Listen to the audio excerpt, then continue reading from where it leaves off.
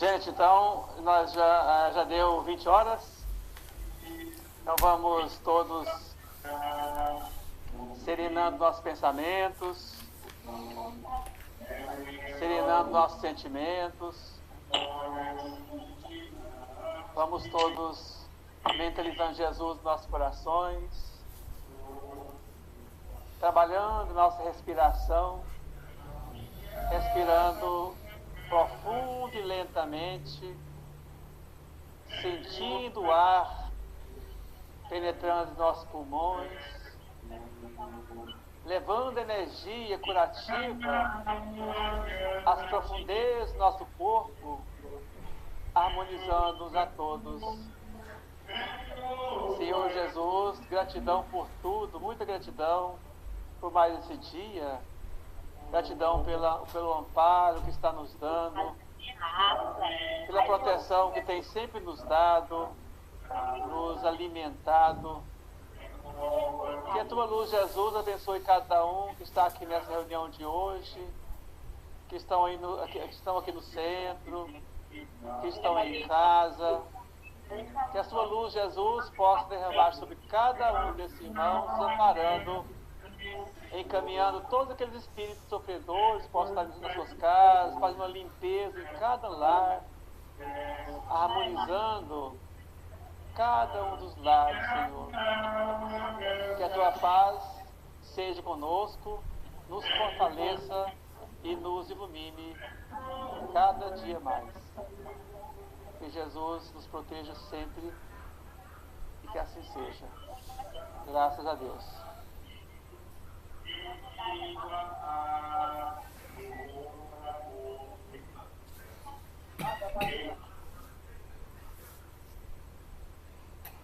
Pessoal, hoje então seria a palestra da Alane, e ela teve uma consulta com o Olavo e atrasou e não deu para ela vir fazer a palestra hoje.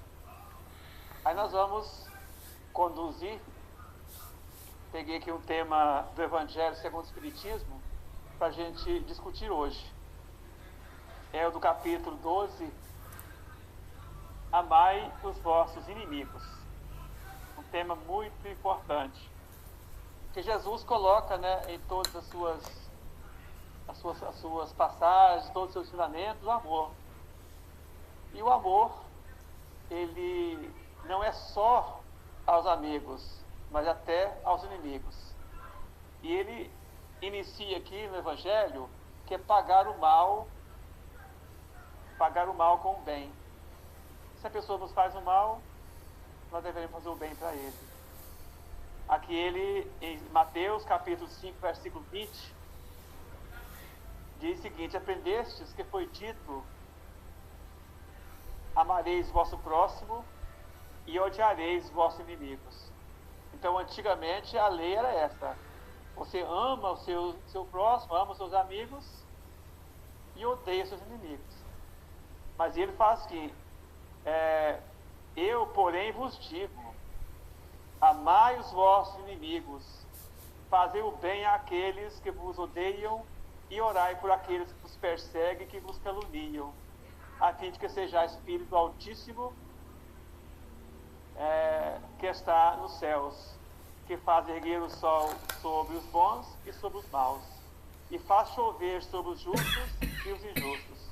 Porque se não amardes, senão aqueles que vos amam, que recompensa disso tereis?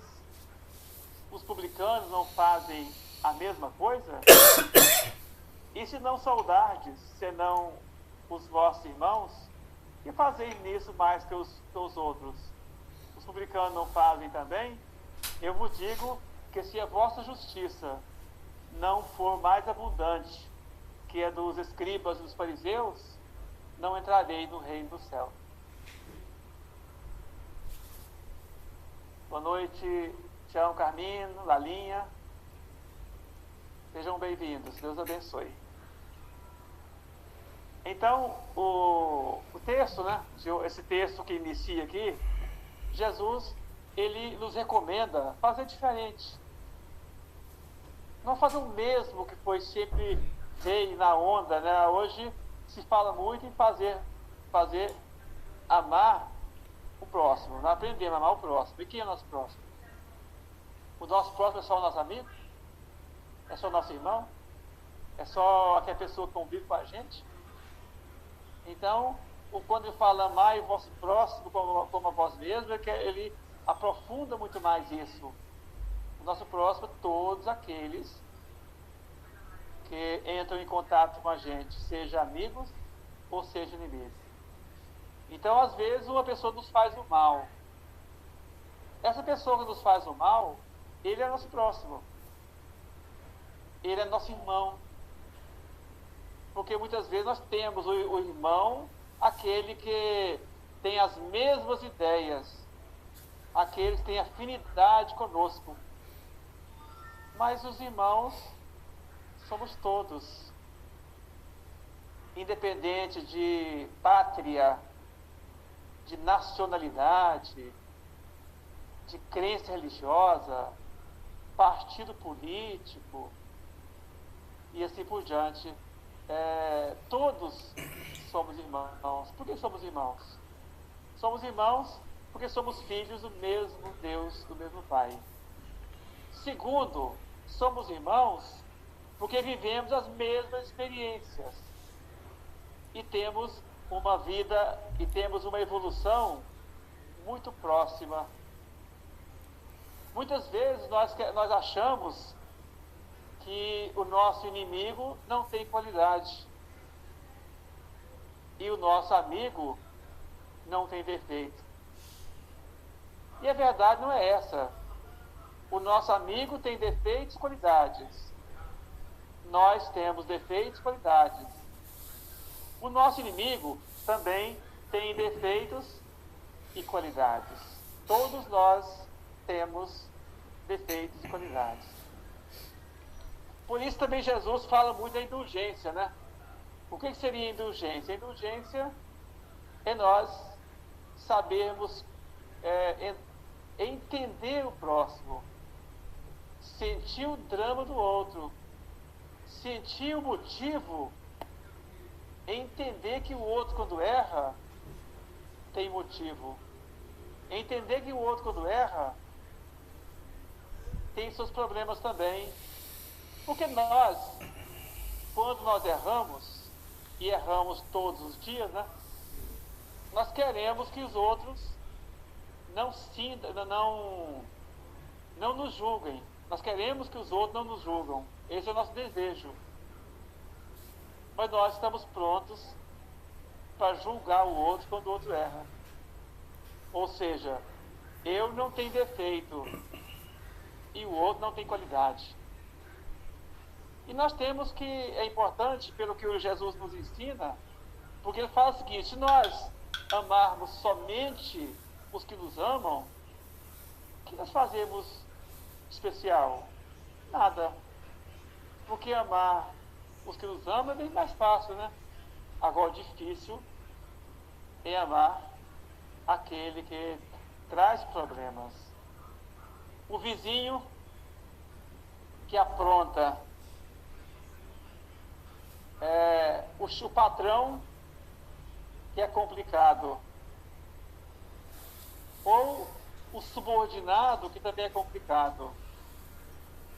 Então esses a gente tem mais dificuldade para aprender a amar.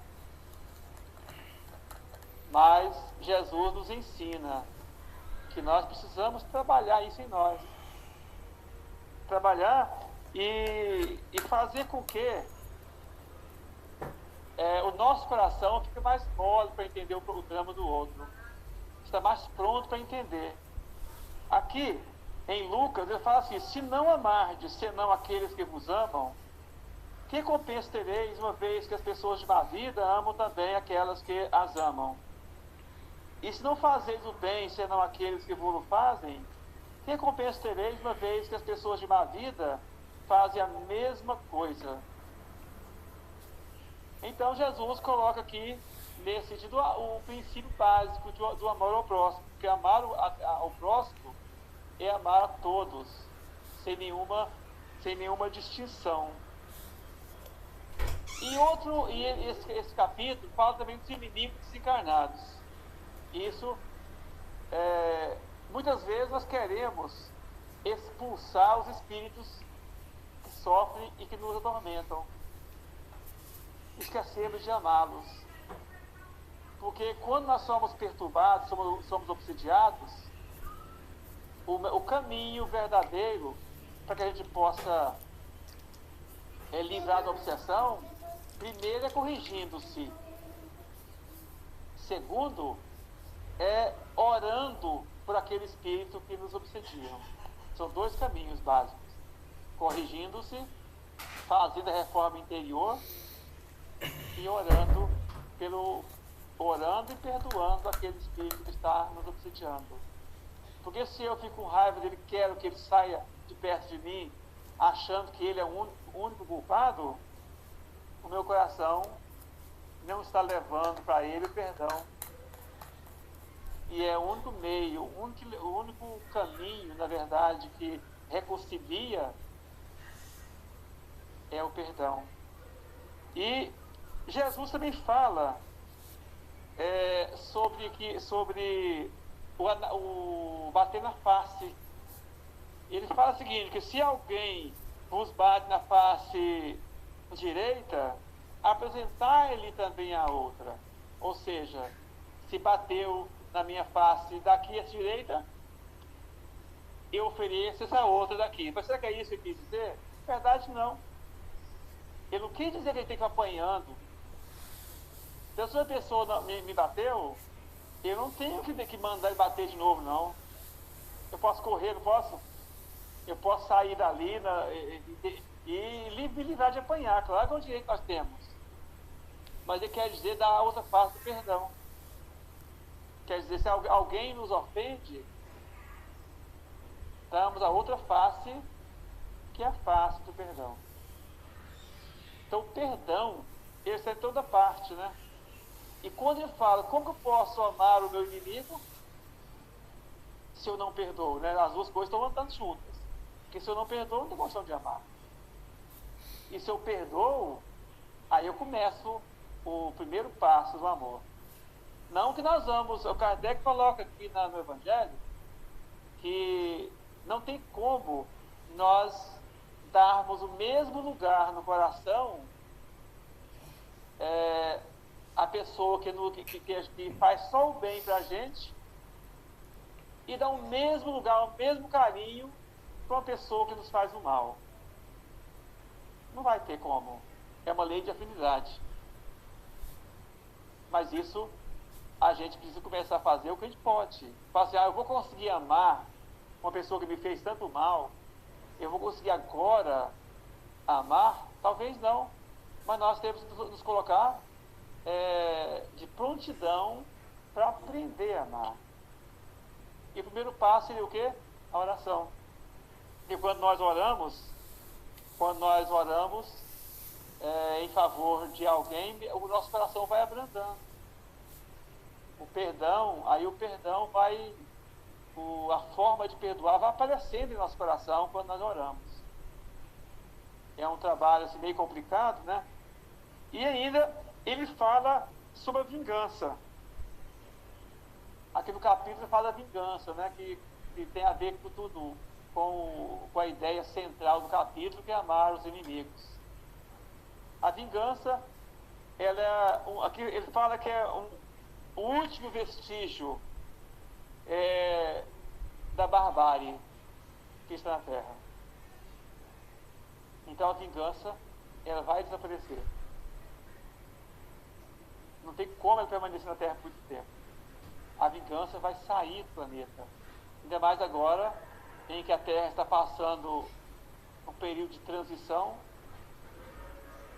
Os merecedores continuarão na Terra e os não merecedores sairão da Terra, e os que ficarão são os um pouco melhores, e não vai caber mais a vingança.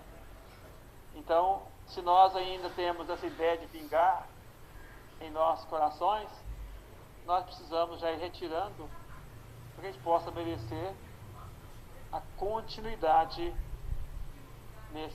nesse nosso planeta. E tudo isso também relaciona com o ódio, né? Porque a vingança, ela é filho do ódio. Então, se a gente tem ódio de alguém, aí vem a ideia de vingança. Uma outra coisa muito interessante é que quando se fala em justiça, né? Na verdade, a palavra justiça está muito banalizada.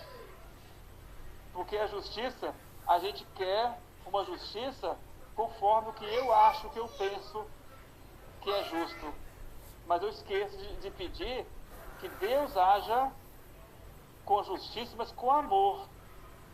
Então, a gente observa em pessoas, quando acontece um crime, as pessoas vão à rua pedindo justiça. Mas, na verdade, está pedindo o quê? Está pedindo vingança.